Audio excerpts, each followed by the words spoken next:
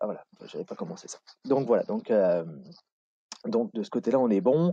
Bon, vous l'avez compris maintenant, cette série de webinaires, en fait, c'est pour vous l'occasion de monter en compétence sur cette partie logistique interne. Donc, on a déjà amorcé, enfin, on a déjà réalisé une présentation sur la partie stockage dynamique. On en a fait une autre la dernière fois sur la partie logiciel WMS, pardon. Et là, aujourd'hui, on se retrouve tous sur cette partie kitting et picking. On a pas mal d'intervenants aujourd'hui. Ça va être une bonne matinée, je pense. L'idée, c'est vraiment que vous puissiez d'abord commencer par vous nourrir d'un retour d'expérience d'un industriel qui a déjà, je dirais, une petite longueur d'avance ou un peu d'expérience, en tout cas, à partager sur le sujet. Donc, ça va être le cas aujourd'hui avec l'entreprise Class qui a amorcé ce chantier maintenant depuis 2003, si je dis pas de bêtises. Donc avec pas mal de petits conseils à prodiguer, enfin en tout cas de retour d'expérience. Et ensuite on a la chance, je dirais, d'avoir 3 intervenants, 3 fournisseurs de solutions qui sont là aujourd'hui avec Yannick Page de Pikeos, Lionel Bisme de Turbaner et Anaïs Scott de chez Signature Logistique. Donc voilà, tous les 3 pourront vous présenter finalement leurs solutions. Voilà, on a sélectionné ces acteurs-là qui sont des acteurs un peu clés qui sont les acteurs clés du segment. L'idée, c'est que vous puissiez y voir plus clair sur les technos, les différences entre chacun des acteurs, pour que vous puissiez faire un choix un peu plus rapide, ou en tout cas bien savoir si c'est intéressant pour vous de passer ce cap-là et d'avoir directement les bons contacts et les bonnes entrées. Donc voilà, je suis aussi accompagné de Julien Burban du pôle Pasca, à qui je vais laisser la main tout de suite en fait parce que il va nous faire une petite introduction pour rappeler les enjeux du picking principalement et puis voilà. Julien, si c'est bon pour toi, je te passe la main. Normalement, tu dois être pas mal. Tu dois m'entendre, je C'est te bon crois. pour moi. Je vais même, hop, je te désigne comme présentateur et du coup, ça va être bon. Donc là, vous voyez mon écran en entier, c'est ça? On voit ton PowerPoint, Attendez. mais ça va le faire. Euh, voilà. Ouais, c'est bon là. On est bon, on est bon. Bon, merci Antoine. Je t'en prie. Donc je remercie encore une fois donc, ID4Care pour nous avoir permis de co-organiser cette série d'événements. Donc je me présente, je m'appelle Julien Burban, donc je suis chef de projet pour le PASCA, donc le pôle achat supply chain Atlantique depuis septembre dernier. Comme lors des 2 derniers webinaires, je vais vous introduire la thématique du jour. Elle sera un peu plus focalisée sur le kitting que le picking, contrairement à ce que tu disais, Antoine. Ah pardon, oui. Je me suis un peu plus, Oui. je me suis un peu plus focusé sur la partie kitting. Donc, d'abord, je vais vous faire une petite présentation générale du PASCA. Donc, le PASCA, c'est une association qui est basée à Saint-Nazaire, dans Loire-Atlantique, donc qui compte une soixantaine de membres. Des gros industriels du secteur, comme par exemple les chantiers de l'Atlantique ou Naval Group, quelques logisticiens comme IDEA par exemple, des établissements de recherche et des établissements de formation comme l'Université de Nantes ou l'ICAM, des institutions comme la communauté d'agglomération de Saint-Nazaire et des startups du numérique ou apporteurs de solutions diverses, comme par exemple Ecobot, Cosling, Pilgrim ou Neoditech. Mhm. Les objectifs du PASCA, c'est d'aider les acteurs du territoire à optimiser leur supply chain.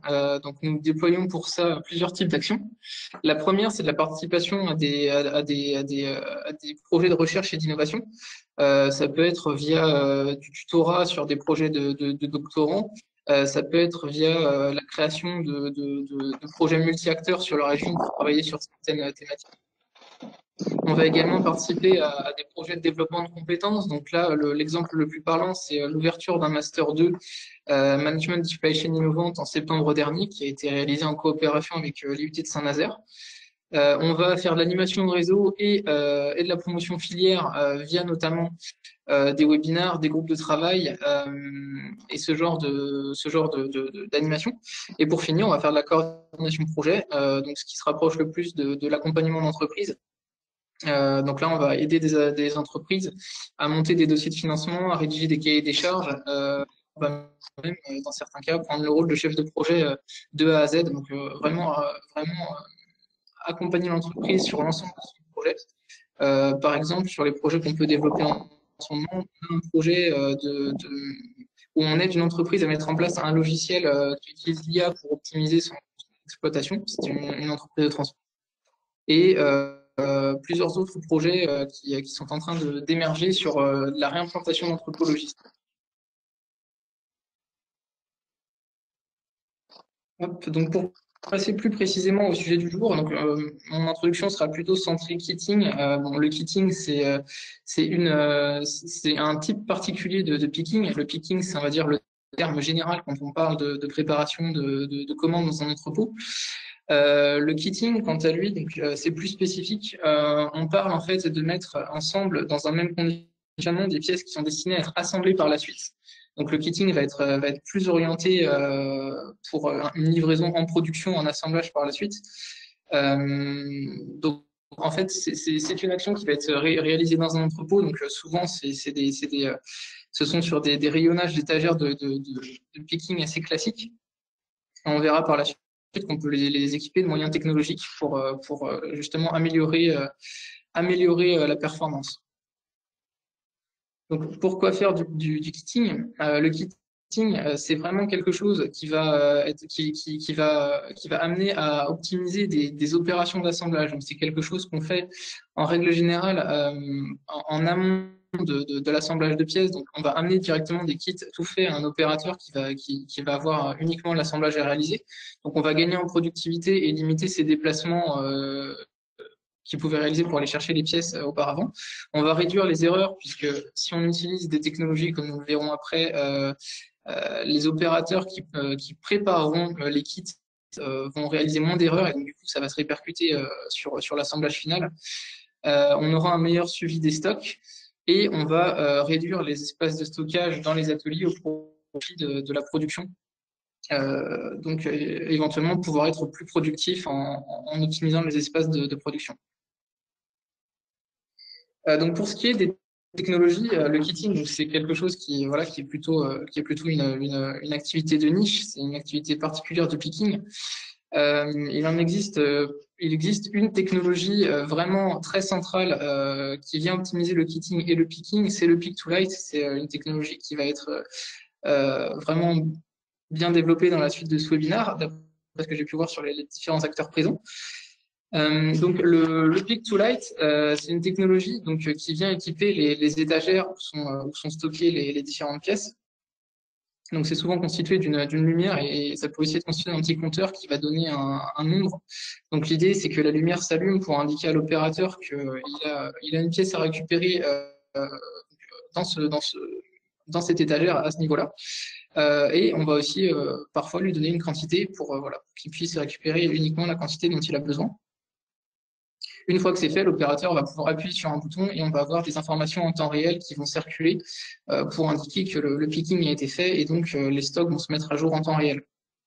Donc le pick to light, c'est une technologie qui va être très efficace pour réduire les erreurs parce qu'on va aider l'opérateur à ne pas se tromper dans les pièces qu'il doit préparer. On va gagner en productivité parce qu'on peut aussi l'utiliser pour optimiser les chemins de picking et on va remonter des infos en temps réel.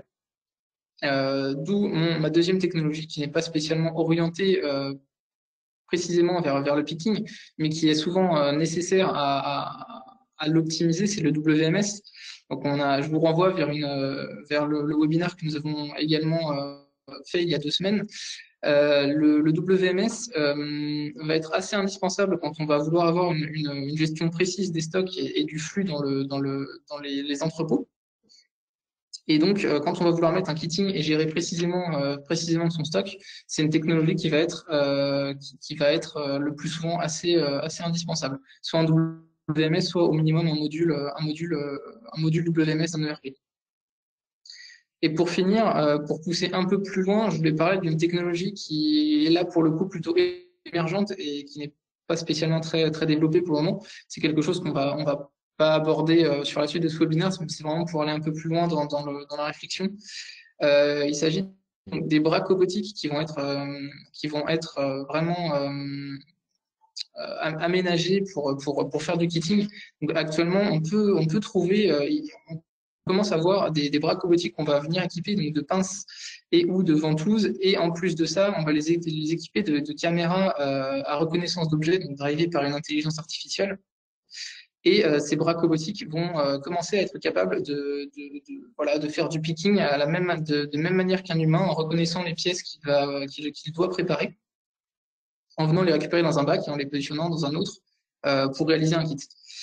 On peut même maintenant les combiner à des AGV et avoir donc des AGV qui se déplacent dans un entrepôt avec un bras robotique qui va réaliser du picking. Donc, c'est des technologies qui sont pour le coup plutôt émergentes actuellement, mais qui risquent de se développer dans le futur et donc de donner une autre dimension, d'autres possibilités pour optimiser les opérations de picking et de kitting. Donc voilà pour mon introduction. Je vais repasser la main à Antoine et puis pour qu'il puisse voilà, introduire le reste des présentations. Merci Ok. beaucoup. Merci Julien. Merci beaucoup Julien. Du coup, alors je ne sais pas Eric, est-ce que c'est toi qui... Enfin non, je vais reprendre la main. Hop, de mon côté, je vais partager. Ouais, j'ai commencé. C'est toi qui fais. Ok, ça roule. Je la partage par là. Hop. Non, non. Donc, nous, on va vous partager un peu notre expérience. J'y vais, Antoine, Oui, c'est oui, bon? attends, faut juste que je le partage, mais on va être bon. Ouais, pendant que tu ouvres. Ah ouais, ouais, Donc, ouais. en fait, moi, je suis chez Class Tractor, donc on a mis pas mal de kitting en place. Et puis, là, avec moi, il y a Louis qui vous parlera un peu de kitting digital. Et puis, il y a Cédric aussi, s'il y a des questions. Donc, on est trois. Voilà. Donc, on n'a pas beaucoup de temps, donc je vais passer assez vite sur les premières slides, là. Donc, on a commencé le kitting en 2003, nous, en attendant que ça s'affiche. Voilà, c'est bon. Voilà. On a commencé, voilà, parce qu'on est un groupe allemand et les consultants allemands sont très sensibles au kitting. C'est un outil qui a été mis en place chez Porsche et beaucoup pensent que c'est ce qui a sauvé Porsche. Donc, il déploie ça. Donc, on a commencé comme ça avec un chariot sur lequel on a mis toutes les pièces. Je ne vais pas rentrer trop dans le détail, on n'a pas le temps. On a arrêté au bout d'un moment ce kitting-là parce qu'en fait, on avait fait pour gagner des mètres carrés. Hein, et ça gagnait pas tant de mètres carrés que ça. Et surtout, on n'avait pas du tout travaillé nos flux, c'est-à-dire que nos magasins, ils restaient toujours très chargés avec des gros contenants et tout ça. Donc, on est revenu un peu en arrière, si on peut dire, pour travailler les flux et donc amener les pièces directement à bord de chaîne, mais en petits contenants avec des boucles plus rapides que ce qu'on avait pu par le passé. Donc, on a arrêté le kitting. On peut passer à la slide d'après. Et donc, au bout d'un moment, quand même, on s'est rendu compte que le travail était compliqué pour les opérateurs. Nous, on a en gros une bonne dizaine de gammes tracteurs différentes et je vous parle pas de toutes les options. C'est plus tellement le cas, mais à cette époque-là, on avait coutume de dire que l'opérateur voyait pas deux fois le même tracteur dans la journée. Donc, c'était un peu compliqué. On fait de la mix production, hein, c'est-à-dire que les tracteurs sont produits dans l'ordre à peu près des commandes, donc complètement des gros, des petits mélangés. Et donc, ça représente une charge cognitive importante. Et on s'est dit qu'avec le kitting, mais pas du tout avec une orientation qualité, mètre carré, mais avec une orientation qualité, ce serait peut-être une aide pour réduire les erreurs. Donc, on a fait un premier essai, on peut passer à la diapo suivante, hein, donc ce qu'on a appelé le kitting plateau, où là, ça c'était vraiment super côté qualité, puisque on collectait les pièces sur un plateau exactement comme une V éclatée. Hein, là, vous avez un alternateur, vous avez les vis qui servent à monter l'alternateur, et aussi, c'est rangé dans l'ordre de montage. La vis du bas, c'est celle qui se monte en bas avec une rondelle. Et puis, on voit que de l'autre côté, on va mettre une rondelle et un écrou. Le plateau, il sert de poka-yoke en même temps parce que on peut vérifier la longueur, si on a bien mis la longueur la bonne longueur de vis. Enfin, voilà. Donc, on a déployé un peu ça. C'était très intéressant côté prod. Le problème de ce genre de kit, c'est qu'un tiers du magasin était occupé par la gestion des plateaux vides, puisqu'en fait, vous avez un plateau par type d'option ou par type de tracteur, et ça peut devenir très vite très compliqué, quoi. Donc l'avantage, c'est que c'est des petits kits, donc on a pu les mettre vraiment très proches du poste là, donc on voit l'opérateur, il avait vraiment les mains sous les pièces sous la main, donc ça c'était pas mal. Donc on a un petit peu, on s'est un peu orienté, hein, on a continué à développer des choses comme ça, mais on va passer à la slide d'après. On a essayé de développer des kits un peu plus passe-partout en mettant des pièces dans une caisse, mais ouais, là, on a perdu tout le poka-yoke. Bon là, c'est pas très fragile, mais quand on a des pièces fragiles, il faut quand même les protéger. Donc l'idée là, c'était d'avoir des caisses standards. Bon, avec une mousse dedans, mais surtout pas personnalisée au tracteur de façon à ne pas gérer tout ce stock d'emballage vide. Pareil, c'est des kits pas très gros, donc ça permettait de les avoir au poste et donc de réduire les distances de déplacement. Voilà. Et puis là, on va passer à la slide suivante. On a travaillé avec des consultants allemands on est revenu un peu sur le kit floating, c'est-à-dire le kit du début. Vous avez vu au début avec le chariot. Hein, donc, tu peux passer à la diapo suivante, Antoine. Donc là, l'idée du kit floating, c'est d'avoir un chariot qui suit le tracteur. Et donc, pour ça, comment on s'y est pris, hein, vous avez vu à gauche, on a posé toutes les pièces par terre, toutes les pièces qui servaient, qu'on allait avoir sur un tronçon de chaîne, hein, c'est pas toute la chaîne, en les rangeant à peu près par lieu de montage. Hein, donc comme ça, on a pu voir ce qui était à l'avant, à l'arrière, à droite, à gauche. De ça, on a fait un chariot de kit, vous voyez au milieu en carton, hein, avec des bacs. Hein. Au début, on a imaginé 4 chariots, hein, dans chaque coin du tracteur, et puis après, on a vu qu'on arrivait quand même à tout mettre sur 2 chariots, un à droite, un à gauche. Donc ça, c'est la photo de droite en haut, c'est les kits tels qu'ils sont aujourd'hui. Donc là, l'idée, c'est que l'opérateur, quand il passe d'un tracteur à un autre, il passe devant le kit, il prend ses pièces et après il va sur le tracteur les monter. C'est pour ça que les kits sont à l'avant, de façon à pas les gêner. Et c'est vraiment sur le lieu de passage. Bon, de temps en temps, il est quand même obligé de revenir, ça dépend un peu de sa charge de travail. Donc nous, aujourd'hui, on est en train de moderniser la chaîne. Donc on est passé avec des AGV là, de 3 ans. Là. Toute la chaîne AGV est en kit comme ça.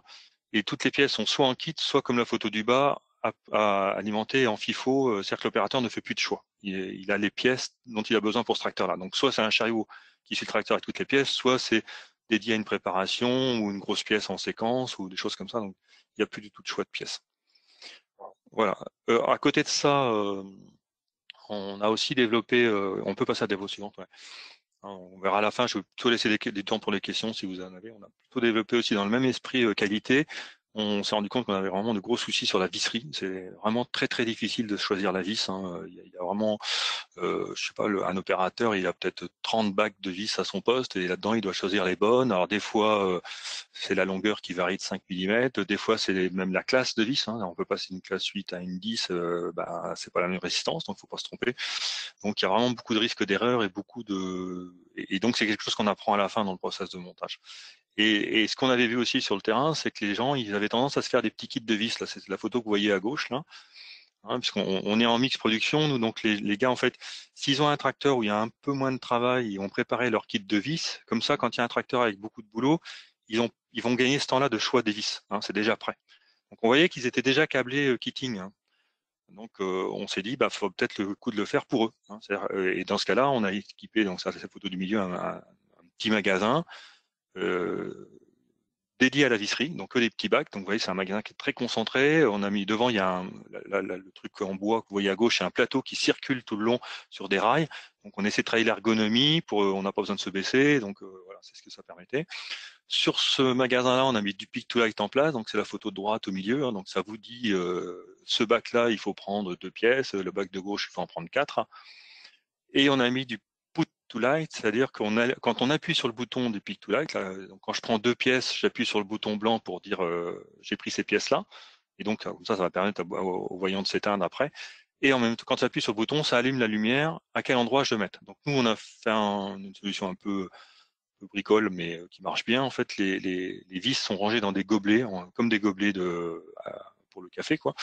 Et ces gobelets-là, on va les mettre dans le chariot en face chaque emplacement. Donc on vous reverrez tout à l'heure sur un peu le chariot là sur le kitting digital.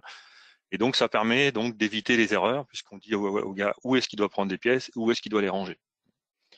Et donc ça, c'est un POC qui tourne depuis 3 ans. Pour rien vous cacher, on a un peu de mal quand même avec parce que c'est bien, ça plaît bien à la prod, mais on a du mal à le déployer parce que il faut lier les datas, il faut lier les bonnes vis aux bonnes pièces on a pas mal d'erreurs dans nos nomenclatures, donc il faut les corriger et donc c'est un très très gros boulot plutôt administratif. Mais par contre, la prod côté opérateur veut pas tellement s'en débarrasser, quoi. Ils sont plutôt contents et ils aimeraient bien qu'on en fasse un peu plus. Mais bon, c'est pas facile à faire. Donc là, c'est notre seule expérience de pick to light. Enfin, on fait du pick to light ailleurs, mais en magasin de kitting, c'est le seul qu'on ait fait, quoi. Voilà. Donc, j'ai balayé assez vite nos solutions de kitting pour que vous voyez un peu ce qu'on fait. Donc, tout ça, c'est fait. Le pick to light, c'est un système une matériel qu'on avait déjà chez nous. Donc, on a réutilisé, avec qui on a bossé pour avoir la main dessus et pouvoir faire les softs nous-mêmes. Et le put to light, c'est un Raspberry avec des rubans de LED qu'on a développé nous-mêmes, quoi. Donc, tout ça, c'est en interne. Voilà. On va passer à la diapo d'après. Donc maintenant, on va revenir plus sur le shout kitting là.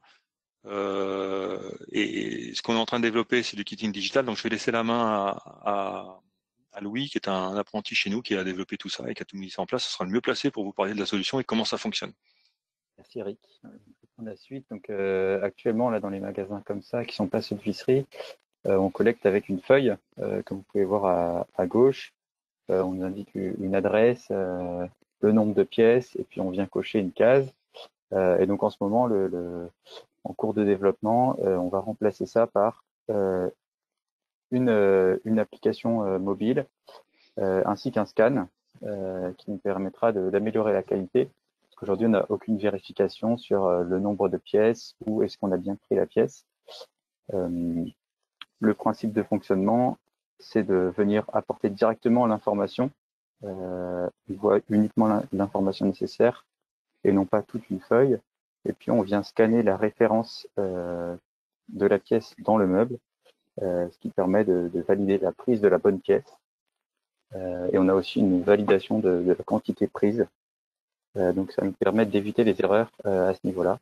C'est un projet qui est en cours de test en ce moment, donc une application qui a été développée en interne, un matériel donc on travaille sur des iPhones et des gants Pro Glove, donc qui sont des gants avec un scan intégré, ce qui permet quand même de libérer les mains de l'opérateur et de mettre un scan dans chaque main.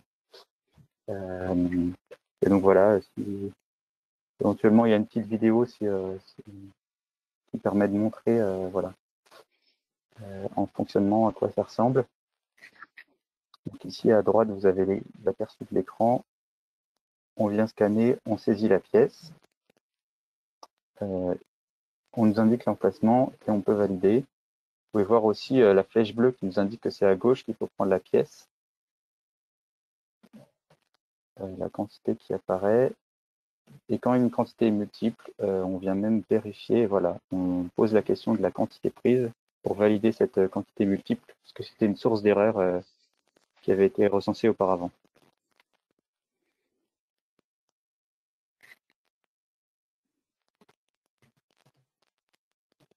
Armé pour la forme. Globalement, voilà. Alors, notre expérience là-dessus, là, c'est que on est passé à, en fait, à un scan sur chaque main. Là. Vous allez voir, lui, quand il collecte, hein, ça lui permet de scanner et de prendre avec la même main. Alors qu'au début, en fait, on était obligé de scanner avec une main et prendre avec l'autre. C'était pas très pratique. Donc, vous voyez, tout ça, c'est des expériences qu'on fait, quoi. On n'a pas la solution au début, en fait. Hein. C'est en construisant qu'on essaie et qu'on construit l'interface aussi. On a commencé à faire une maquette, nous, il y a un an. Pour vérifier avec les opérateurs si le format téléphone ça leur convenait, parce qu'en fait, vous voyez, l'accès au chariot est pas facile, donc mettre une tablette au milieu, ça allait nous gêner pour mettre les pièces, donc le téléphone c'était une solution intéressante.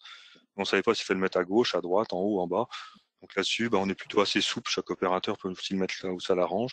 Et puis là, récemment, lui a vu que c'était quand même pas facile, donc il a proposé de mettre deux scanners pour que ce soit plus facile. Donc voilà, tout ça s'apprend en marchant.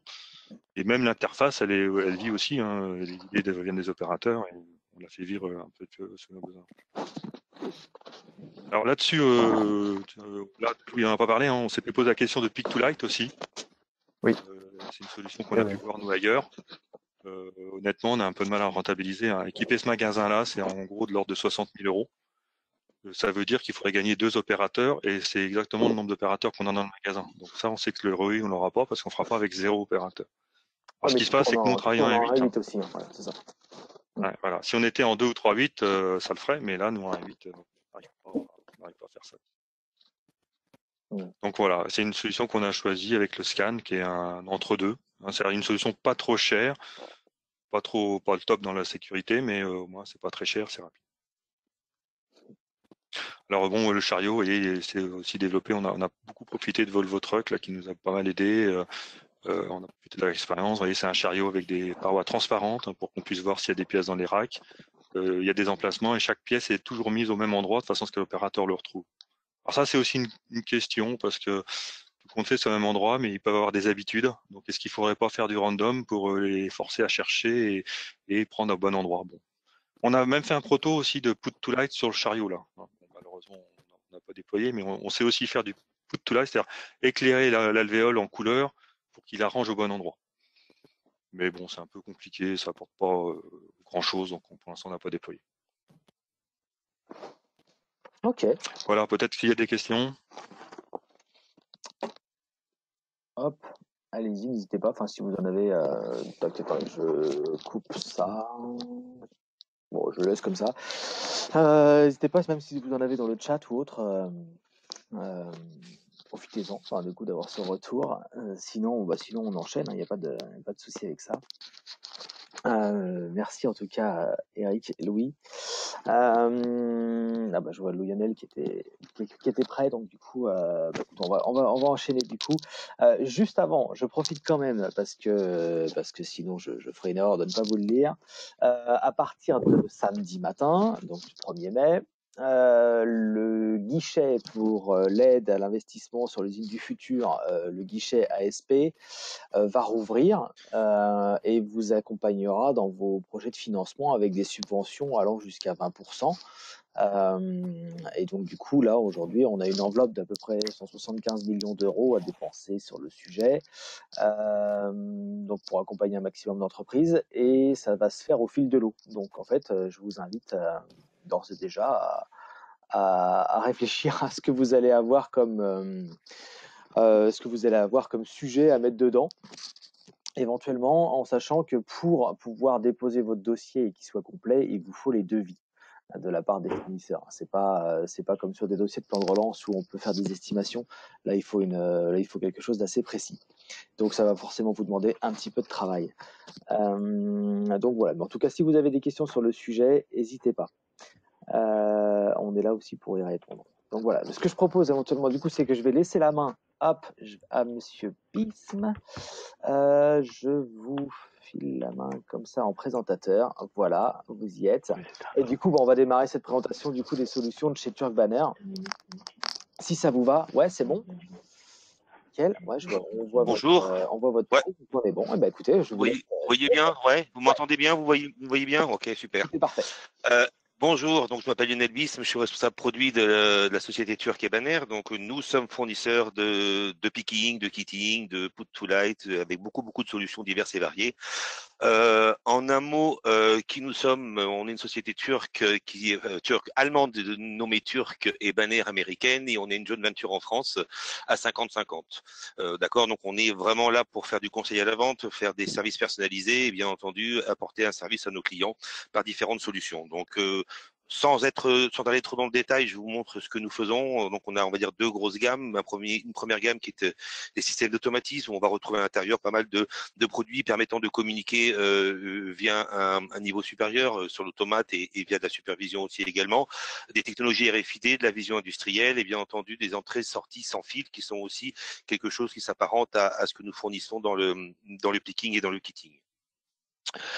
Et bien entendu, un de nos grands pans de vente est toute la détection, donc détection standard, inductif, capacitif, magnéto, etc., optoélectronique, avec de la mesure, de l'instrumentation, bien entendu une partie sécurité pour sécuriser l'ensemble des zones dans l'industrie globale, et bien entendu une partie éclairage et voyant à LED qui nous permettent justement de pouvoir amener tout le confort à tous les opérateurs lorsqu'on parle de picking.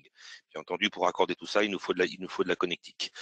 Voilà, donc le picking, nous, ça fait quelques années qu'on en fait, plus de 15 ans. Donc c'est le picking est spécialement attribué à la société Banner, même si on est un groupe en une filiale en France. Banner est américain et fait du picking depuis l'ordre de 15 ans, donc nous sommes homologués dans beaucoup de sociétés. Et notre typologie de clients à la base, c'est vraiment l'automobile. C'est de là qu'a commencé le picking chez nous. Et depuis tout ce temps-là, on développe des solutions qui sont liées à ce que nous demandent nos clients et des solutions qui sont adaptées, je dirais, à l'environnement industriel. Donc on a commencé par de l'optique, c'est ce qu'on voit au milieu. Donc ce sont tout plein de produits qui sont en technologie optique et qui permettent justement de faire donc de la détection et d'informer l'opérateur de prendre la bonne case. On a développé ceci avec des capacités permettant de pouvoir être beaucoup plus robuste, d'être beaucoup plus visible, et en complément, on a entre guillemets de la boutonnerie ou des boutons poussoirs. Certains de nos clients préfèrent avoir du mécanique. C'est pas notre volonté. Nous, on est plutôt dans l'optique ou alors dans le capacitif, le sensitif, on appelle ça. Et voilà à peu près les technologies que l'on peut fournir à nos différents clients. Ensuite, nous avons différentes tailles, bien entendu, donc du petit diamètre 22, donc c'est un tout petit bouton, jusqu'à à des produits moyens. Quand j'appelle moyen, c'est on va dire intermédiaire en termes de dimension, où on est plutôt sur une case à l'unité.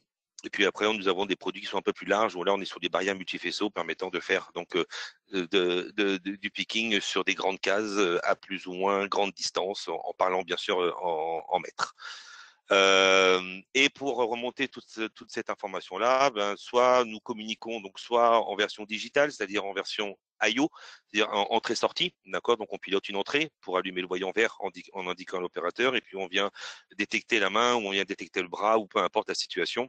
Le but c'est vraiment de pouvoir s'accommoder avec les desiderata du client, c'est-à-dire en gros l'intégration du picking est excessivement importante et notre savoir-faire est de dire bah voilà, vous avez du picking, du kitting à faire, nous avons plein de solutions. Par contre, toutes les solutions ne sont pas adaptées à vos besoins. Donc, on est là justement pour faire ça. Donc, soit on a du digital, soit on a des liaisons série. Donc là, on pourra les interconnecter ensemble.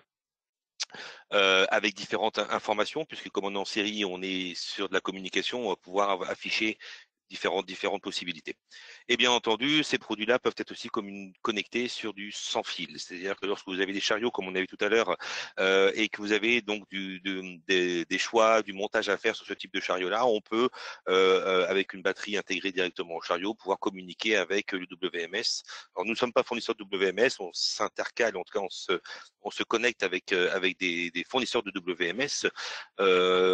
Voilà, donc en fait c'est des produits qui sont sans fil, qui sont à longue longévité, puisque en fait c'est des batteries lithium, et ça nous permet comme ça de pouvoir accéder à de la mobilité sur des supports, sur des chariots, sur des rolls, etc., etc. Voilà. C'était pour vous montrer un petit peu la globalité un peu de ce que nous avons. Donc voilà, dans un premier temps, je ne vais pas rentrer dans tous les détails parce que le but n'est pas de passer je dirais tout en revue, tout l'ensemble des caractéristiques, mais voilà un premier bouton qui s'appelle le S22, qui lui permet justement de pouvoir faire une entrée et une sortie, mais aussi communicant. Donc quand c'est pro chez nous, cela indique qu'il est programmable. Donc on peut faire à peu près ce que l'on veut. Vous avez un produit et vous pouvez avoir différentes couleurs dessus, et c'est vous qui le managez comme bon vous semble. Donc avec un seul produit, on peut faire énormément de choses, jusqu'à 14 couleurs, voire même plus si on est en version IO-Link. Parce que l'IO-Link est aussi un paramètre que l'on a en plus par rapport à de la communication. Ensuite, vous avez des boutons qui s'appellent les 4 touch, d'accord. Donc, ce sont des boutons sensitifs. Le gros avantage de ce bouton-là, c'est qu'il est rempli de résine, donc il est incassable. On a très peu de SAV dessus. Donc, en fait, on attaque tout type d'activité. C'est pour ça que j'ai mis une petite vidéo où on est vraiment dans l'industrie, on va dire agroalimentaire, mais comme je vous disais, le picking ou le kitting est quelque chose qui est très demandé dans l'automobile et de plus en plus dans la logistique. Donc, c'est aussi un point de la logistique qui nous apporte énormément de demandes par rapport à des produits que l'on a dans la gamme. Donc ça, c'est un petit bouton qui fait un diamètre 30 mm, qui est quelque chose que l'on voit beaucoup. Ce qu'on voit le plus, donc je vous parlais de l'IO-Link. En fait, l'IO-Link, c'est quelque chose qui est assez intéressant dans le sens où on peut paramétrer le produit, étant donné qu'on est en LED RGB, on peut le paramétrer, on peut lui donner des fonctions qui sont directement, je dirais, implémentées dans le capteur, au travers donc d'une communication qui est soit série ou qui est soit IO-Link. IO-Link est une tendance de l'industrie aujourd'hui. Je pense que vous en avez entendu parler. En tout cas, nous, on a une large gamme de produits IO-Link et ça permet de pouvoir paramétrer au fil de l'eau, et ce qui aussi donne un intérêt par rapport à ce type d'application. Voilà, pour vous montrer un petit peu les K30, c'est donc les diamètres 30 que l'on a. Notre produit phare, c'est le K50. Donc lui, c'est un diamètre 50 qui est pareil rempli d'époxy à l'intérieur de résine, et vous pouvez avoir exactement les mêmes choses que ce que je vous ai montré en K30, mais en version K50. Donc vous avez en dessous une connectique M12 qui est robuste, qui est industrielle, et une fixation en diamètre 30 en dessous. Donc nous avons différentes fixations, et bien entendu, on fournit les accessoires de montage qui vont bien avec. Comme je vous disais, l'intégration étant excessivement importante, il est important de pouvoir proposer à nos différents clients différents types de produits. Bien entendu, si vous avez des gants, ça marche aussi, puisqu'on a une technologie capacitive et on est insensible à l'eau, comme vous voyez sur la vidéo qui est en train de passer. Voilà, donc on a beaucoup de versions diverses et variées. On a des fonctions internes qui permettent de faire du mispick lorsqu'on a une mauvaise prise de pièces. On a aussi des informations en job light, etc. Et on a aussi de la validation lorsqu'on prend la bonne pièce dans la bonne case. Ça, c'est relativement basique puisqu'on n'a pas du tout de retour d'affichage ou d'afficheur dessus. Sans entrer en détail, ces versions-là sont aussi déclinables en version RGB programmable, soit par logiciel ou alors soit via l'automate ou via pas WMS, mais via l'automate, permettant de faire vraiment ce que vous avez envie au fil de l'eau, jusqu'à même allumer une LED par une LED pour faire par exemple comme un timer. Si vous avez une personne qui a besoin d'avoir à passer que 10 secondes sur le montage d'un produit, ben on peut faire un timer avec nos différentes LED. Voilà, tout pareil, la version en IO-Link. Aussi quelques applications que nous avons réalisées. Donc, je ne vous dirai pas les clients parce que pour certaines photos, elles sont un petit peu confidentielles. Mais bon, vous voyez ici, en fait, des K50. Bon, ça, vous avez vite remarqué que c'est l'automobile. Vous avez des K50 ici qui sont devant des cases permettant de faire du picking. Et puis ici, vous avez des K50 sur les différentes cases que vous avez. On peut avoir du picking dans le devant du meuble, mais aussi on a du put to light aussi qui est derrière pour faire de rapprovisionnement. D'accord? On peut faire du kitting, comme je vous disais, mais on peut faire aussi du put to light et on peut faire aussi du call for part. C'est-à-dire que dans l'instant où on a besoin de pouvoir dire à l'opérateur que l'opérateur a besoin d'informer le WMS qu'il n'y a plus rien dans la case, on peut faire aussi du call for part et là on associe différents produits permettant de faire justement cette fonction. Le K50 se décline aussi en version optique dès l'instant où vous avez une portée relativement importante, puisque vous avez besoin d'avoir des portées de jusqu'à 2 mètres. Nous avons des produits qui peuvent aller jusqu'à une distance relativement importante. Donc en fait, on s'adapte complètement par rapport aux meubles que vous avez, par rapport à l'environnement donc industriel, qui soit du stockage, qui soit de la logistique, qui soit de l'environnement agroalimentaire, qui soit de l'automobile. Et en fait, on vient comme ça avoir un produit qui sera adapté suivant les desiderata du client. Voilà différents types d'applications qu'on va retrouver. Donc là, il y a un petit peu de tout. Là, on a un peu d'automobile. Là, on a peu importe. Et puis là, on est plus sur la logistique où on a des préparations de commandes. Où là, on voit sur la droite, donc en haut à droite, on a un petit réflecteur ici et on vient détecter qu'on passe la main au travers de ça. Bien entendu, tous nos produits sont liés avec des LED, d'accord. Donc on vient informer, valider. Informer donc de la bonne case, mais aussi on vient dire que c'est pas la bonne case, etc., etc., etc. Tout ça avec des versions avec des voyants RGB. Bien entendu, des accessoires, ça je vais passer. Et lorsque nous devons, je dirais bien, avoir la possibilité de pouvoir passer la main ou en tout cas de pouvoir avoir une information qui soit beaucoup plus large en termes de grandeur, et c'est là où on va passer sur des barrières multifaisceaux, où là on aura une résolution diverse suivant le produit et on a des portées qui vont aussi jusqu'à 2 mètres avec des longueurs donc de barreaux qui peuvent aller donc de 125 à 500 mm pour certains. Voilà, donc ici le gros avantage c'est que vous avez un réflecteur qui est collé derrière et en fait vous n'avez plus besoin d'avoir de support pour mettre un réflecteur, vous avez directement le réflecteur qui est collé sur le produit qui est connexe au premier, etc. Et vous avez comme ça toute une série de produits. Donc là, c'est ce qu'on voit ici, où vous avez la possibilité de faire du picking relativement souvent. Donc là, on est vraiment sur de la logistique pure, préparation de commandes, qui est en plein boom aujourd'hui, puisque en fait, avec la situation que l'on vit aujourd'hui, ben, effectivement, les stocks grandissent et de plus en plus de demandes sont dans ce sens-là. Différentes solutions, on a directement aussi une partie, on va dire, intégrée à l'intérieur, d'accord. Donc là, on appelle ça le PVD, qui est une barrière qui a plus ou moins grande distance et plus petit. Dès l'instant, vous avez des cases qui sont plus petites. On le voit ici avec un meuble avec différentes solutions au-dessus, d'accord. Au-dessus de chaque case, vous avez un produit et en fait, on vient détecter sans aucun problème. Bien entendu, des accessoires, on en a beaucoup, comme je vous disais, puisqu'on vient pouvoir se mettre dans n'importe quelle industrie. Donc, on doit rendre robuste le produit au maximum. Voilà pour les solutions qui sont les plus standards chez nous. Malgré tout, de plus en plus, nos clients nous demandent d'avoir de l'information complémentaire, donc un affichage. Pourquoi? Parce qu'en fait, lorsqu'on a besoin d'avoir un nombre de pièces à prendre, surtout dans la logistique, on nous demande de plus en plus d'avoir un nombre à prendre. Par exemple, lorsqu'on fait une commande sur des stylos, qu'il faut mettre 5 stylos dans la boîte, c'est important de mettre un affichage. Et donc, on vient combiner avec ce type de produit qui s'appelle le PTL 110, donc Pick to Light 110 parce qu'il fait 110 de long, qui est interconnecté en lui. Donc là, on n'est plus du tout sur du système, on va dire, entrée-sortie que l'on mettrait sur un répartiteur traditionnel. Là, on est vraiment sur une communication série et on vient comme ça pouvoir intercaler un bon nombre de capteurs qui permettent de faire justement ce type de détection. Vous avez dans ce capteur le bouton touch qui est devant, mais vous avez aussi un capteur qui est en dessous, un capteur optique. Donc, on peut avoir les deux possibilités dans un même produit, avoir de la détection opto-électronique et de la détection, je dirais, sensitive. Le gros avantage de ça, c'est qu'on permet de pouvoir valider comme quoi on a bien pris la bonne pièce, mais aussi on peut faire du réappro au travers du bouton. Donc, on vient comme ça prioriser quel est le bouton, ou en tout cas quelle est la technologie qui permet de faire de l'aide au choix, du picking, ou alors la technologie, soit le bouton, soit l'opto-électronique, qui permet justement de faire du call for part, ou alors la demande de prise de pièce.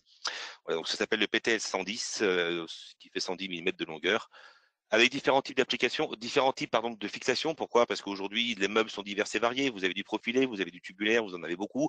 Donc en fait, on se doit d'être le plus, je dirais, accessible à l'ensemble donc des différents meubles que nous soumettent nos différents clients. On a des solutions kit aussi complètement faites qui sont directement intégrables sur les meubles. Tout dépend de l'approche du client. Soit le client a besoin d'avoir un support de notre part, pas une programmation, mais en tout cas de la mise en route, quelque chose de clé en main, ou alors le client se débrouille tout seul et en fait là on l'accompagne nous en proposant des produits et en l'aidant au paramétrage. Pourquoi? Parce que chaque client a, comme disait le prédécesseur de classe, ben, chacun voit le kitting par rapport à son environnement, par rapport à sa production, et chaque kitting est différent dans l'industrie. Bien entendu, ce qu'on trouve dans l'agroalimentaire est complètement différent de l'automobile et l'approche est complètement différente aussi.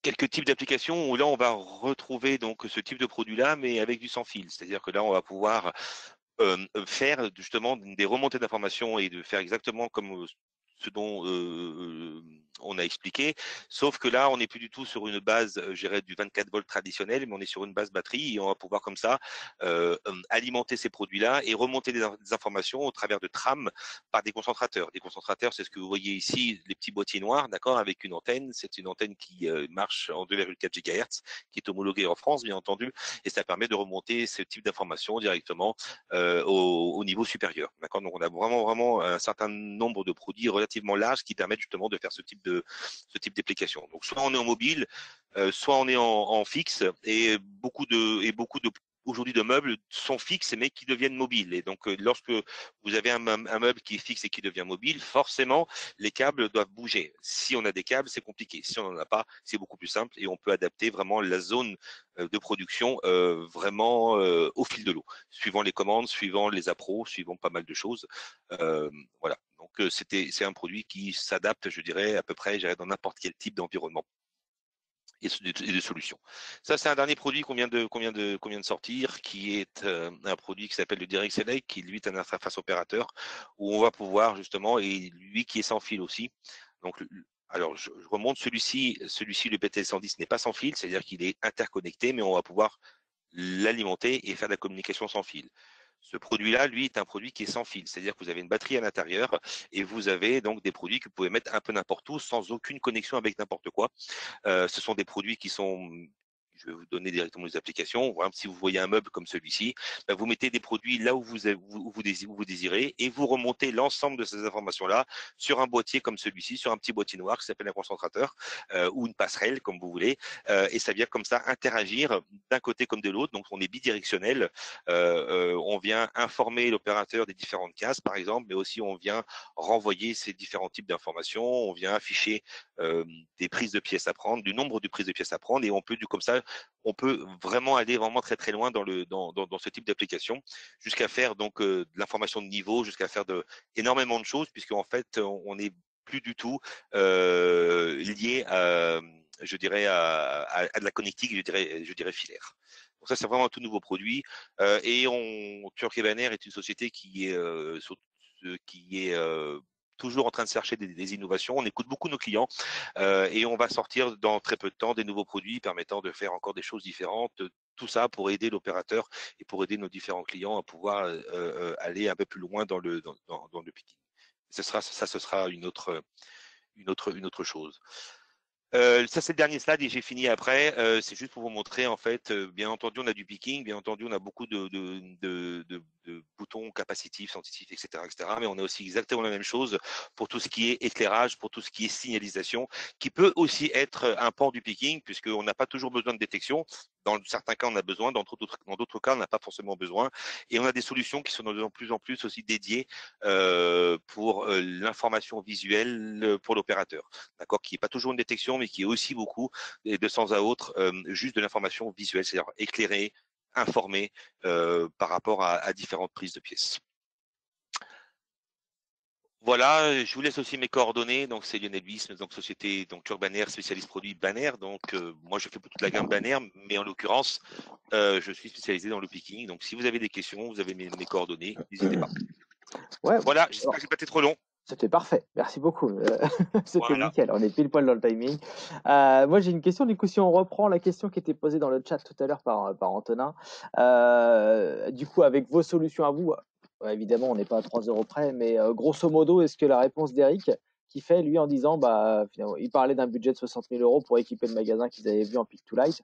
En gros il disait ça fait à peu près une centaine d'euros par emplacement, alors ça c'était peut-être du temps où ils ont fait leurs essais, etc. Aujourd'hui, si on peut avoir une fourchette, est-ce que c'est compliqué? C'est compliqué parce qu'en fait, ça dépend des produits. En fait, quand vous allez commencer à prendre des produits qui sont interconnectés ou qui ont un peu plus d'intelligence plutôt que du produit basique, effectivement, à la case, on sera beaucoup plus cher. Enfin, quand je dis beaucoup plus cher, tout dépend de ce qu'on veut en fait. Le client, c'est lui qui a besoin de savoir à quel moment il doit savoir ce qu'il doit prendre et dans quelle approche il souhaite aller. Pourquoi? Parce qu'il y a du picking qui est relativement simple, où on vient juste informer par un voyant, et là, auquel cas, c'est pas très cher, et on est à moins de 100 € la case, bien entendu.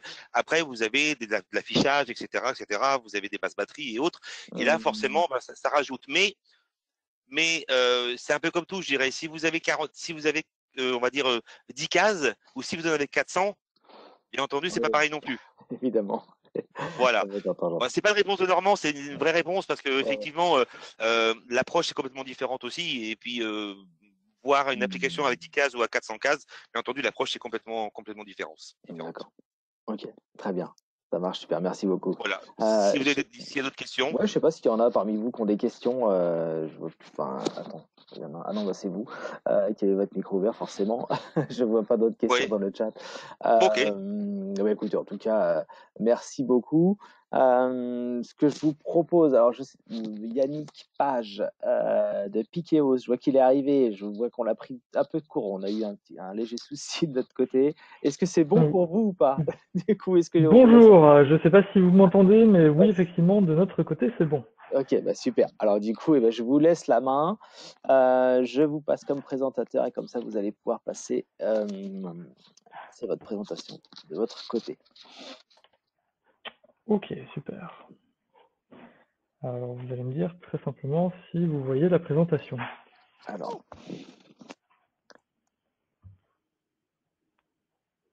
pour l'instant, non.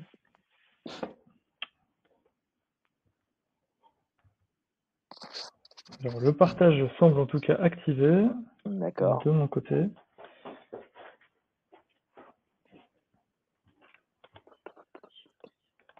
Je relance le partage. Hop. Normalement, vous devriez voir en fait la fenêtre, là. En tout cas, la fenêtre du meeting, c'est bon? Ouais, c'est là où on l'a. Super. Yes, c'est bon. Voilà, je lance la présentation. Est-ce que vous voyez l'écran noir? Oui, c'est bon, on est parfait. Nickel. Super.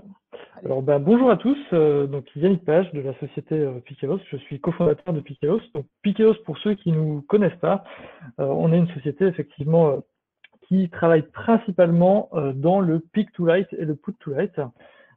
Historiquement, Piqueos vient du e-commerce. On a en fait créé une solution basée sur des rubans de LED pour aider via du pick to light toutes les opérations logistiques dans les entrepôts des e-commerçants. Donc vraiment le début de Piqueos, ça date de 2016. La société a été créée suite à l'invention de cette technologie de pick to light basée sur des rubans de LED. Alors aujourd'hui, Piqueos effectivement a bien grossi. On reste néanmoins une petite structure. On a 8 personnes qui travaillent chez Piqueos, avec à peu près 1 million d'euros de chiffre d'affaires sur 2019, un peu plus sur 2020. Et comme je l'expliquais, effectivement, un axe très orienté sur du pick to light. On va parler aujourd'hui de la différenciation de Pikeos par rapport à d'autres solutions. On connaît très bien nos amis de chez Turk et Banner parce que à la demande de nos clients, on sait effectivement aussi intégrer dans nos solutions des Pick2Write d'autres sociétés comme le Turk et Banner qu'on apprécie énormément, que effectivement c'est du très bon matériel. La solution qu'offre Pikeos est un petit peu différente. Nous, ce qu'on a souhaité à travers le Pick2Write de Pikeos, c'est de démocratiser le Pick2Write. On sait aujourd'hui, on l'a vu, on a entendu parler de budget, équiper un magasin de pièces de Pick2Write ou même de Put2Write pour la zone de Réa Pro, ça a un certain coût. Venant du e-commerce, le e-commerce a des marges qui sont encore plus réduites sur le traitement de sa logistique. Toute la base de Pikeos, ça a été de pouvoir proposer une solution de Pick2Write qui soit finalement très accessible en budget. Alors, on est sur des choses qui sont, je dirais, moins résistantes que des très beaux boutons de chez Turk et Banner moulés en résine, mais on va être sur des solutions qu'on va pouvoir déployer à très grande échelle sur des très grands magasins de pièces. Pour illustrer, on a même des clients qui ont sur certains endroits 7 km de LED pour l'ensemble de leur magasin. Donc, le système Pick2Write de Pikeos qu'on verra plus tard a cet avantage d'être très accessible en termes de budget, ce qui vous permet à travers des petits budgets d'avoir déjà le système dans des espaces de vos ateliers et de vos productions. On a également un système qui est simple à déployer, simple à maintenir. En fait, on fait un transfert de connaissances auprès de nos clients et on leur laisse la gestion complète. Et j'ai omis effectivement le point de modularité. On va le voir, on a un système qui peut très facilement s'étendre au fil du temps, au fil de l'organisation, puisque ce qu'on voit de plus en plus, nous, initialement en logistique, mais également sur la partie industrie, c'est que la mise en place d'une ligne de production, la mise en place d'un espace de kitting, ça va être valable pendant 6 mois, 1 an et demi, et on aura très vite envie de réorganiser et de rechanger tout ça. Et donc là, nous, le but avec notre solution, c'est de rendre accessible à nos clients toute la puissance de notre système et de nos logiciels pour qu'ils puissent gérer par eux-mêmes la réorganisation de leurs espaces. Donc concrètement, sur des espaces de kitting, la solution va se composé, comme on le voit sur les écrans, de rubans de LED. Donc, soit les rubans de LED vont être collés à même les listes des rayonnages, soit les rubans de LED vont être dans des profils aluminium, comme je pourrais vous montrer juste après. Donc, on a prévu en fait une petite démonstration. Donc, différents types de finitions qui vont s'adapter à l'environnement. Si vous avez un environnement peu contraignant, on va vous conseiller effectivement, parce que c'est plus accessible en termes de coût, une solution à ruban de LED, donc moulée en polyuréthane. Donc on a la résine effectivement qui vient protéger l'ensemble des LED. Par contre, effectivement, si vous êtes dans un environnement extrêmement contraignant pour les produits, pour un atelier de montage où il va potentiellement y avoir des coûts, là on vous conseille effectivement une finition dans un profilé aluminium. Le principe, c'est le principe du Pick2Write classique, sauf que là, on va un petit peu plus loin, on va pouvoir être très flexible sur la définition de nos positions. Comme vous pouvez le voir sur les 2 images, on va, d'un point de vue informatique, définir tout simplement la largeur du segment sur laquelle on travaille. On va pouvoir dire, voilà, pour cette opération de kitting présente qui va par exemple durer 1 semaine, je vais avoir besoin d'avoir des cartons qui sont positionnés de telle taille. À partir de là, on fait la configuration, vous faites la configuration de ce système et on va pouvoir l'utiliser depuis vos outils. L'intérêt est assez simple, intérêt du Pick2Write, gain de temps, moins d'erreurs, moins d'oubli et un confort des utilisateurs, effectivement une ergonomie améliorée par rapport à un système tout à fait standard. Hop. Le système, alors là, il y a une photo qui peut vous montrer, le système s'installe globalement partout. Vous l'avez vu sur des rayonnages, là, si on est sur un poste d'assemblage, sur un bord de ligne, donc il fonctionne tout à fait sur des systèmes mobiles. Donc Pikeos, donc notre système qui s'appelle GoToLight, est composé de rubans de LED et de contrôleurs de LED. Et ces contrôleurs de LED, on en a en fait des versions Wi-Fi sur batterie et des versions filaires connectés en RJ45 au réseau de l'entreprise. Tous nos systèmes sont vus comme des objets connectés. Donc derrière, ce système matériel physique est relié à du logiciel.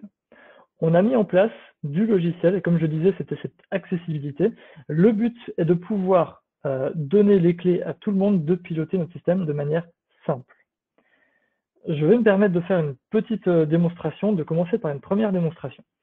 Je vais vous montrer, alors je reviens, vous allez me dire effectivement si vous voyez l'écran changer. Je reviens sur la conférence. Est-ce que vous voyez la conférence? On voit la conférence, c'est bon. Super.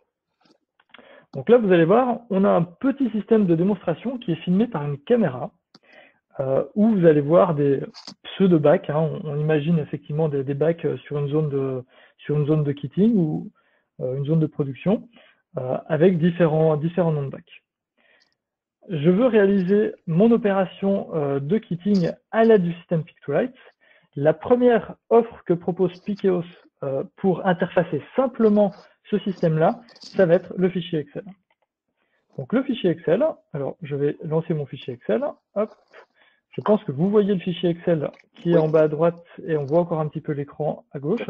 Oui. Donc depuis un simple fichier Excel, je vais définir la nomenclature de mon kit avec tout simplement une liste de références, les emplacements qui sont associés et la quantité que je veux avoir. Alors ça peut aller beaucoup plus loin parce qu'on peut très bien imaginer à travers un fichier Excel comme ça, pas simplement un kit, mais on peut imaginer quasiment faire des étapes d'assemblage sur des différents éléments. Donc en cliquant sur composer le kit, le système, et je pense que vous l'avez vu en direct derrière, déclenche directement depuis le fichier Excel l'allumage de l'ensemble des positions. Alors vous allez me dire, mais pourquoi des allumages variés comme ça, une LED, deux LED, trois LED? En fait, très simplement, on va baser, alors je vois que celle-là, effectivement, la P2-3 pas forcément paramétrée juste en face, on a changé ça en dernière minute, désolé. En fait, ce que vous voyez très simplement, c'est qu'on a le nombre de LED qui représente le nombre de pièces à prélever au niveau des kits. Donc là, vous avez, par exemple, sur l'emplacement P1-2, vous avez la quantité, donc un produit à prélever, et on voit j'ai une LED d'allumé. Dans la quantité P1-4, je vois j'ai deux éléments à prélever, et j'en ai deux qui sont allumés, et ainsi de suite. Donc là, ce système, tel qu'il est là, s'applique pour des kits à faible quantité. Si vous avez effectivement des joints à mettre dans des sachets, il faut prélever par exemple une cinquantaine de joints. Le système avec le fichier Excel n'est clairement pas ce que nous recommandons.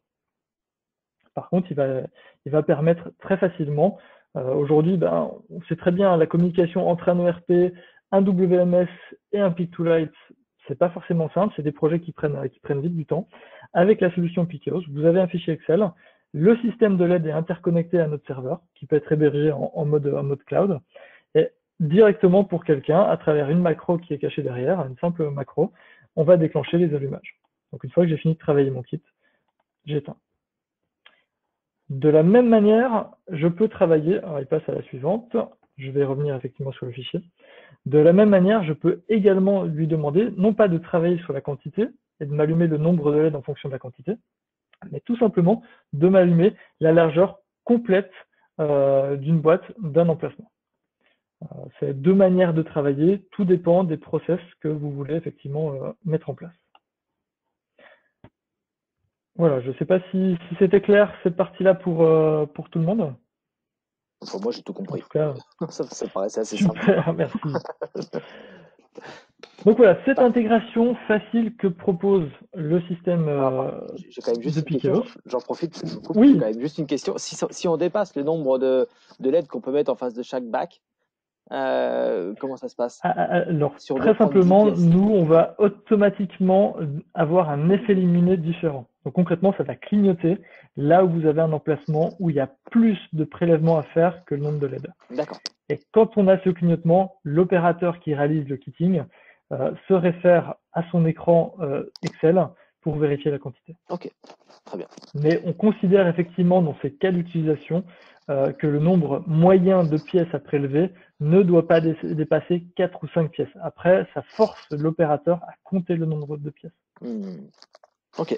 Donc ça, c'est le Premier point, c'est l'intégration avec le fichier Excel ou PowerPoint. On a aussi des clients qui travaillent en PowerPoint, ce qui va permettre d'intégrer très facilement aujourd'hui un projet de ce type-là en termes de durée sur des longueurs standards de nos produits. C'est des projets qui sont faits en 3 semaines, 1 mois. Ensuite, on a la version, je dirais, avancée.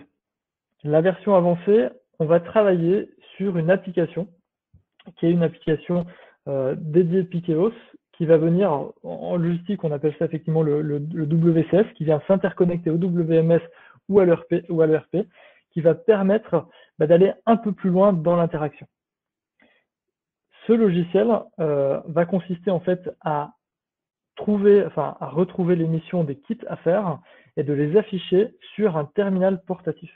Alors je sais pas, je vais me permettre de vous montrer effectivement. Je vais activer la caméra. Comme ça, vous allez effectivement pouvoir me voir et je vais vous montrer tout simplement. Non, ce n'était pas la bonne fenêtre, excusez-moi. Je reviens ici. Donc, je vais arrêter le partage. Je vais lancer la caméra. Ouais, on vous voit. Voilà. Bonjour à tous. Donc le deuxième mode de fonctionnement que Pikeos propose, c'est le fonctionnement avec une application sur Android. Donc si le fichier Excel, qui est très simple, ne répond pas aux besoins, on va un petit peu plus loin. On va tout simplement récupérer la nomenclature de vos kits sur fichier Excel ou sur fichier CSV, ou même qu'on va aller piocher dans votre ERP ou votre WMS, et on va les rendre disponibles sur cette interface graphique. Sur l'interface graphique, je vais trouver alors effectivement les missions qui me sont disponibles et on va pouvoir avoir avec nous un compagnon pour réaliser ces kits. J'en profite pour expliquer que donc on peut travailler avec ça. On peut également le remplacer donc par un smartphone, sachant que pour la sécurisation des prélèvements, nous on conseille la lecture avec le code barre. Donc ce terminal-là, effectivement également un lecteur code barre qui vous permet de déclencher effectivement les scans. Les scans n'étant pas obligatoires pour faire les opérations de kitting. Généralement, on vient coupler à ce genre d'appareil le gant ProGlove. Alors certains vont peut-être déjà connaître ce gant ProGlove. Donc très simplement, c'est un gant qu'on vient placer sur le dessus de la main. De cette manière-là. Donc le gant ProGlove, c'est un lecteur code barre appairé au téléphone, connecté au téléphone ou à ce type de scanette, qui va nous permettre, lors des opérations de picking, d'effectuer tout simplement la validation des prélèvements. Donc aujourd'hui, les LED Pikeos n'ont pas de système, il est en train effectivement de démarrer, n'ont pas de système d'appui de détection pour déclencher la validation. Nous, on préfère effectivement avoir un seul bouton dans la main que d'avoir 50 boutons répartis sur l'espace de kitting, pour des questions effectivement de maîtrise de coût. Le bouton, il est là en permanence, et la validation, elle se fera de cette manière-là. Cette version possède également, alors je l'approche, comme ça vous pouvez le voir, cette version possède également un écran, et sur cet écran, on peut rajouter de l'information à l'opérateur. Notamment, on peut lui rajouter l'information de quantité. Donc on parlait de ces quantités qui peuvent être plus grandes sur notre système. Eh bien, on complète effectivement la quantité sur un affichage à l'écran ou on complète effectivement avec une quantité affichable ici. Alors, je vais me permettre de vous couper la caméra 2 secondes parce que je vais vous emmener sur le deuxième espace de démonstration. C'est pour vous éviter d'avoir effectivement le mal de mer. Voilà, je suis sur un espace de démonstration de kitting. On est sur un rayonnage tout à fait standard, équipé, lui, de profil aluminium et de bac à bec. Donc, deuxième mode de fonctionnement, on va travailler sur ce kit. Je lance effectivement le kit. Alors, si le kit veut bien démarrer.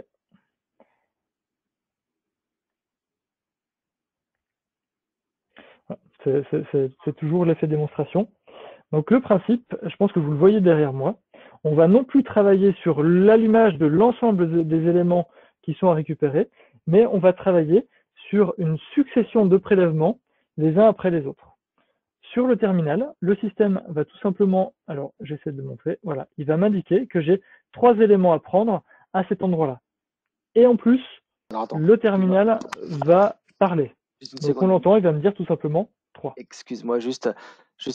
un tout petit détail. C'est pour ceux qui voudraient voir l'image en grand, vous avez la possibilité d'afficher uniquement l'intervenant ou la personne qui parle, parce que sinon vous pouvez vous retrouver avec tout le monde qui est inscrit sur la visio, enfin sur le webinaire, mais du coup on vous voit en tout petit, donc on ne voit rien. Donc, vous avez cette possibilité-là normalement en haut de votre écran d'afficher uniquement l'intervenant. Voilà. C'était juste pour qu'on voit quelque chose. Très bien, Oui, effectivement, parce que si vous m'avez en vignette, c'est un peu juste pour la visibilité. Et donc la validation après du prélèvement va pouvoir se faire de plusieurs manières. Donc chez Pikeos, on peut premièrement valider en faisant le scan du code barre. Deuxièmement, on peut faire la validation tout simplement sur un écran. Donc si on a une tablette avec nous, on peut faire la validation en validant sur la tablette. Et sur des espaces relativement grands, on a un capteur laser qui se fixe sur le haut du rayonnage et qui va pouvoir en fait scanner l'ensemble de l'élément, donc sur une largeur de 4 à 5 mètres et sur une verticalité de 2 mètres à 2 mètres 30, ce qui va vous permettre de détecter le passage et de valider la prise des produits. Donc là, dès l'instant où j'effectue effectivement la validation du produit, le système va m'allumer l'emplacement suivant où je dois réaliser mon prélèvement. Donc ça marche pour du kitting, mais ça va marcher pour tout type d'opération, que ce soit dans les magasins de pièces, quand je dois aller chercher toutes les pièces, éventuellement si on travaille avec du Kanban, ou si on travaille également en bord de ligne. Si je veux faire de la réappro Kanban en bord de ligne, je peux travailler de la même manière en séquençant mon travail.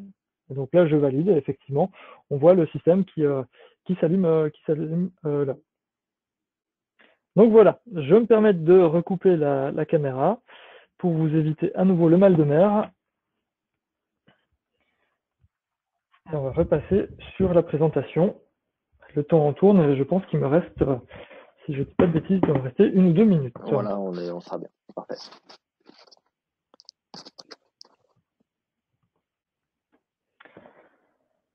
Alors, est-ce que vous voyez du coup mon écran? Oui, c'est bon. Voilà, donc pour faire un petit résumé de ce qu'on a vu ensemble, la solution Pikeos expliquée au départ, le but c'est vraiment de démocratiser le Pick-to-Write et de le rendre accessible finalement à tout type d'utilisation dans un entrepôt et dans une industrie. Aujourd'hui, on a un très bon retour d'expérience avec nos clients. On arrive à mesurer effectivement cette productivité. On a des très belles performances, des augmentations de productivité suivant les différents cas. Donc ça, c'est des choses que je peux échanger avec vous, mais qui restent effectivement confidentielles. Au besoin, n'hésitez pas à me contacter là-dessus. Très économique. En termes de tarifs, on a évoqué des tarifs tout à l'heure par rapport aux autres solutions. On est généralement à peu près 2 fois moins cher que des solutions de Pick-to-Write classiques, et sur des grandes distances, ça va même au-delà. Le système il est très simple à installer et intégrer. Il vous permet de réduire les erreurs. Je reviens sur les conforts des utilisateurs. Les gens nous remercient d'avoir mis en place ce système et remercient généralement les équipes projet, les équipes méthodes d'avoir mis en place ce système. Et se l'approprient. Ça, c'est un point très important. Une fois que le système est installé, les gens se l'approprient et le font vivre par eux-mêmes. Et même la maintenance peut être complètement effectuée en interne. On est sur un produit, donc toutes nos cartes électroniques sont fabriquées en France. Le design est fait par nos soins et donc c'est fabriqué en France. Et on reste sur un produit effectivement très intuitif qui nécessite quasiment, voire pas du tout de formation. Voilà, merci à tous. N'hésitez pas à poser du coup vos questions si besoin, sinon à me contacter. Ouais. Super, merci beaucoup. Alors, je n'ai pas de questions dans le chat, hein, c'est toujours des moments particuliers. Enfin, voilà, si vous avez des questions, n'hésitez pas. Enfin, profitez-en pendant que tout le monde est là, parce que du coup, votre question pourra certainement aussi intéresser les autres qui sont autour de leur webcam. Donc, surtout, n'hésitez pas. Eh ben, écoutez, du coup, merci beaucoup Yannick, hein. Merci. Donc je mets mes coordonnées dans le chat, comme ça, voilà, si vous voulez me contacter après la présentation. Merci à tous. Super, merci beaucoup. Du coup, maintenant, on va passer la main à Anaïs Cotte, voilà, qui est prête, je vois qu'elle est au taquet. Du coup, je vous passe la main. Merci. Du coup, on est bon. Je vous guide, mais ça va à peu près le faire. Donc voilà, pour la présentation des solutions de chez Signature Logistique. Donc voilà, merci Anaïs. Je sais que c'était un peu compliqué pour vous de vous rendre disponible, mais merci en tout cas une nouvelle fois. Bah, écoutez, merci de me recevoir. Vous m'entendez bien? Ouais, nickel. Ouais. Ok, donc Anaïs Cotte, moi je suis chargée de marketing communication dans l'entreprise Signature Logistique. Je vais vous présenter donc assez brièvement. Alors, on ne voit pas encore votre écran. Alors attends, Ouais. j'ai une question dans le chat qui est arrivée juste un petit peu après pour Yannick, s'il est encore là. Ouais, il doit être pas loin parce qu'il écrit dans le chat. Ouais, c'est bon, le voilà. Du coup, tu vois la question, c'est est-ce qu'il est possible de faire l'enchaînement de kitting via plusieurs slides PowerPoint? Je sais pas si tu nous entends, Yannick. Bon, nous on l'entend pas. Écoute, on l'entend pas. Antonin, on reviendra sur ta question à la fin si tu veux bien. Comme ça, on va pouvoir te laisser avancer. Merci Anaïs. Tac. Ok, donc j'espère que vous voyez bien. Donc tac. Je vais essayer d'être assez brève puisque je crois qu'on commence à être un peu short. Bon, ça va. On va te laisser le temps. On va te laisser le temps de travailler. Ok. Donc Signature Logistique à l'origine, donc ça s'appelait pas du tout Signature. On ne voit pas en grand écran par contre. On voit pas en grand écran, mais pourtant. On voit ton écran, mais on le voit pas en grand. Je vois bien que tu as partagé, mais tu ne dois pas être sur le bon Ouais, écran. mais c'est étonnant parce que. Alors, tac. Je vois pas ce que je peux faire de plus là pour le coup parce que moi je suis déjà en grand écran en fait. Oui, mais tu ne dois pas partager le bon écran. Attendez, tac, on va faire autrement. Hop.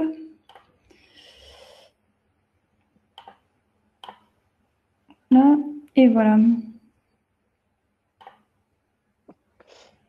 On doit y être. Voilà, c'est bon. Super. Autant pour moi. Donc je reprends. Donc à l'origine, Signature ne s'appelait déjà pas Signature, c'était Physitech, c'était un bureau d'études en électronique. Donc on faisait pas mal de produits à façon. Et dès 1994, on a commencé à développer nos premiers afficheurs Pick-to-Light pour un client. Donc vous voyez la photo de notre antiquité, puisqu'actuellement, je pense que là, on n'est plus du tout sur ce type de produit.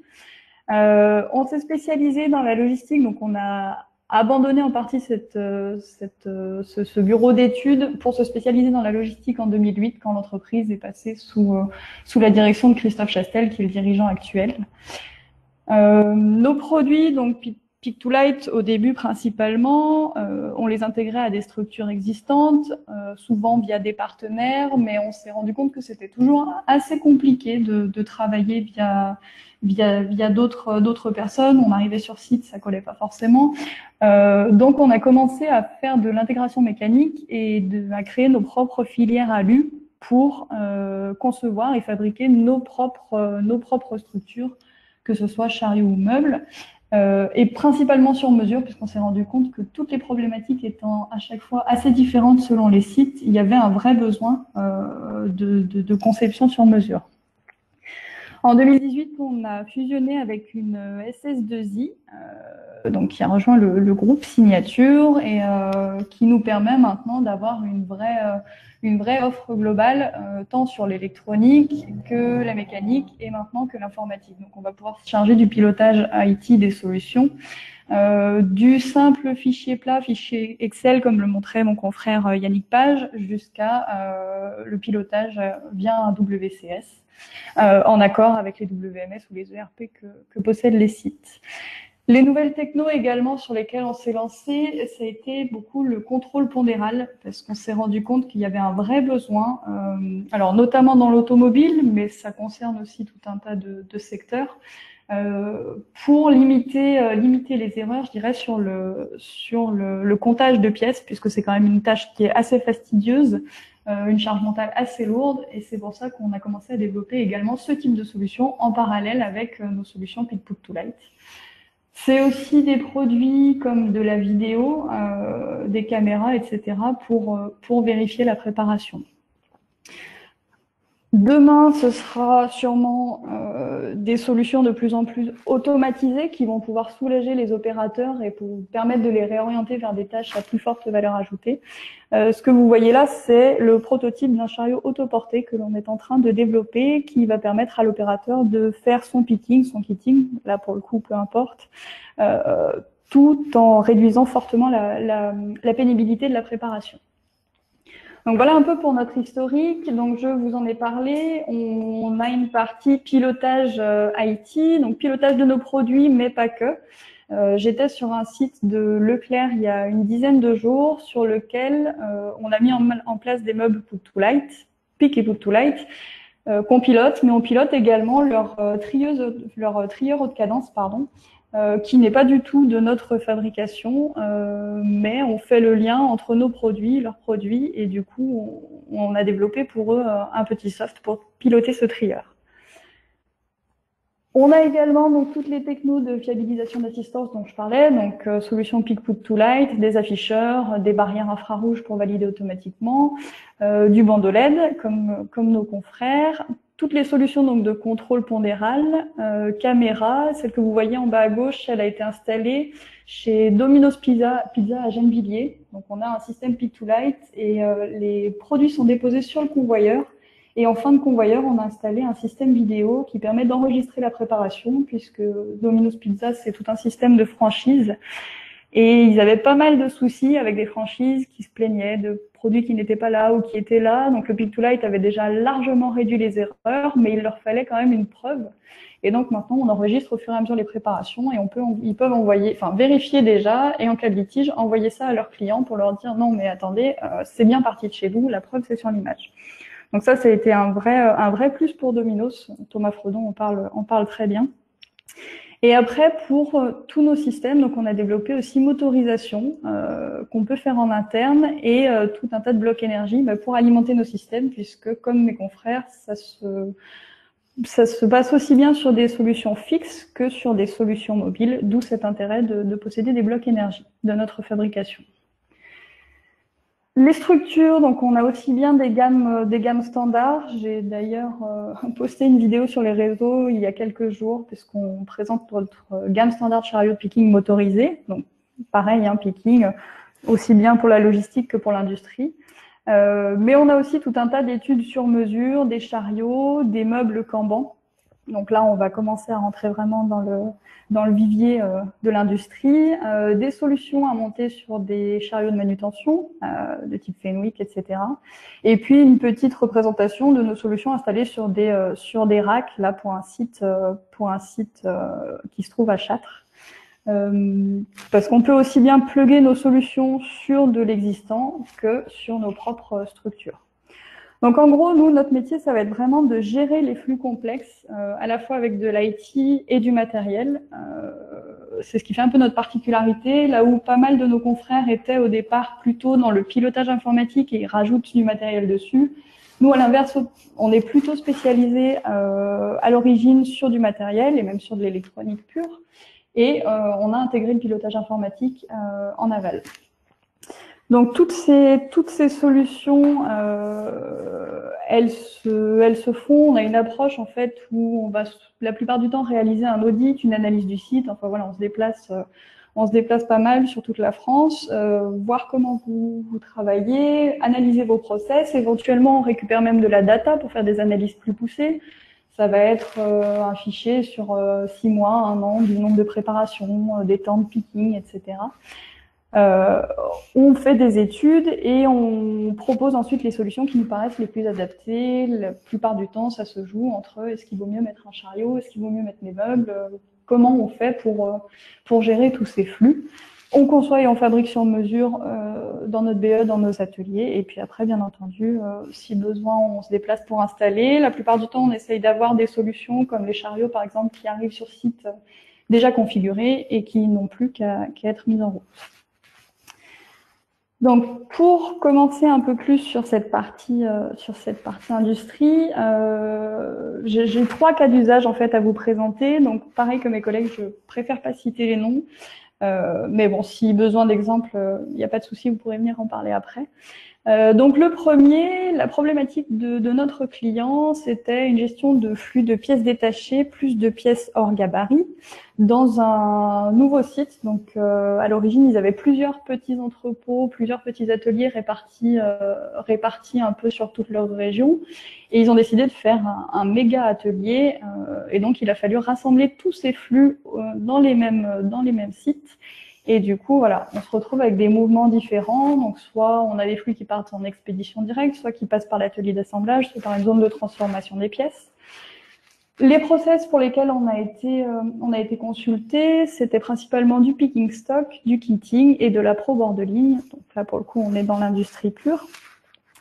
Et les solutions mises en place pour faciliter le travail, déjà, ça a été des chariots put to light, donc pour le picking de pièces détachées et la constitution de kits. Les chariots ont vraiment cette vocation à travailler là pour le picking des pièces détachées qui partiront en expé, pour le picking des pièces qui vont partir à l'atelier d'assemblage et donc, enfin, pour le kitting du coup. On a vraiment ces deux possibilités. Donc ces chariots, ils intègrent du put to light. Alors là, pour le coup, ils sont éteints, mais qui est bien positionné ici, avec du bandeau LED, du contrôle pondéral. Donc les deux niveaux que vous voyez ici, ce sont des balances avec une pesée qui permet de valider au fur et à mesure de la prise des pièces. Et on a 2 petites caméras, donc on va le voir mieux, voilà, sur les visuels suivants. On a des petites caméras qui permettent, un peu comme chez Domino's qui souhaite filmer sa préparation, là qui permettent de prendre une photo à chaque dépose sur la balance pour éventuellement vérifier le picking ensuite. Donc ça, c'est une première solution qui est mise en place. Ensuite, toujours chez ce même client, on a mis en bord de ligne des meubles Kanban.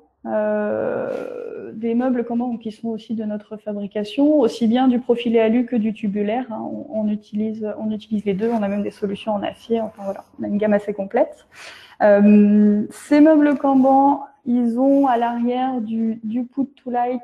J'ai perdu ma souris. Du put to light ici pour indiquer à l'opérateur où faire le réassort des pièces qui manquaient.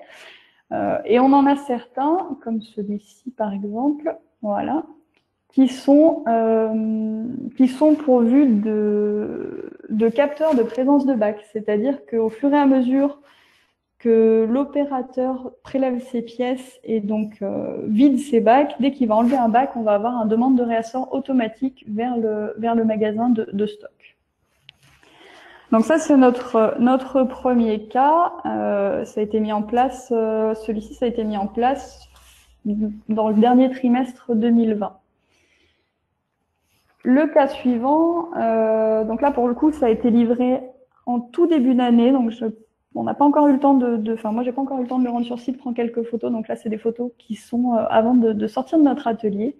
Là, les problématiques, c'était donc création d'un magasin de production pour limiter les déplacements, puisque dans ces ateliers-là, au départ, tout était stocké au même endroit, mais ils se sont rendus compte qu'un stock intermédiaire, un stock tampon, permettrait de réduire les déplacements et de gagner du temps. Et ils avaient en plus ce qu'ils appelaient un mur qualité, c'est-à-dire qu'une fois que tous les kits avaient été préparés, ils étaient tous revérifiés un à un à une étape intermédiaire. Et ça, c'était vraiment quelque chose qu'ils voulaient supprimer pareil, pour gagner en productivité et limiter ce temps passé à la vérification. Donc là, on était sur du picking stock et du kitting. Donc les solutions, vous le voyez à l'écran, hein, c'est du meuble Kanban avec du bandeau LED à l'avant, à l'arrière. Donc là, on en a de différentes tailles. On en a des grands comme celui-ci, plus petits ensuite. Voilà, celui-ci par exemple. Et on a mis en place à nouveau un chariot put to light. Donc celui-ci, il a été réalisé sur mesure pour la préparation de sachets. Donc là, vous voyez, en fait, c'est des petites balances. On effectue un contrôle pondéral. Donc on a le put to light qui nous indique où déposer les produits, et la balance va permettre le comptage, puisque là, on est sur une industrie où ce sont des fabricants de joints. Donc, on a des pièces souvent assez petites et du coup assez fastidieuses à compter. Tac, si je peux vous montrer, voilà. On va faire comme ça. Tac. Hop. Donc, une petite vidéo assez rapide qui a été tournée donc, dans notre atelier avant le départ du chariot. Donc, on va le voir un peu en situation avec un de nos techniciens à nous. Donc, les meubles Kanban, donc, remplis avec nos produits, là, pour le coup, enfin, notre quincaillerie, en tout cas. Voilà, on le voit prélevé. On a nos sachets, donc, qui sont déposés ici. Ceux du client sont un peu plus gros. Il dépose et tac, hop, je me pose au mauvais moment. Le décompte se fait et ça valide la dépose. Donc là, on est vraiment sur une aide de l'opérateur, puisque c'est pas à lui de compter les pièces une par une. Déjà, c'est une charge mentale qui est assez lourde, surtout quand on fait ça toute la journée. Et du coup, on limite aussi fortement le risque d'erreur. Tac. Donc là, c'est la vidéo que je viens de vous montrer. Voilà. Le troisième cas d'usage qu'on a ici, là c'est chez un prestataire logistique qui travaille pour un constructeur automobile français, pour ne pas les citer. Donc ici on a été consulté, donc ça fait déjà quelques années qu'on travaille avec eux. Si je ne me trompe pas, ça doit faire au moins 7 ou 8 ans qu'on a installé nos premières solutions chez eux. Et régulièrement ils reviennent vers nous parce qu'ils ont des nouvelles zones ou des nouvelles structures à assembler. Donc voilà pourquoi ils nous ont consulté au départ. Nouvelle activité d'assemblage avec magasin de stockage et zone de production. Ils sont venus en nous disant que le moindre arrêt de chaîne, pour eux, c'était des pénalités assez élevées. Je pense que tous ceux qui sont dans l'automobile ou les industries un peu lourdes comprennent de quoi je parle, parce que là, on était de l'ordre de 15 000 € par véhicule qui ne sort pas de la chaîne de production. Suite à un retard, par exemple, parce qu'il manque des pièces ou autre.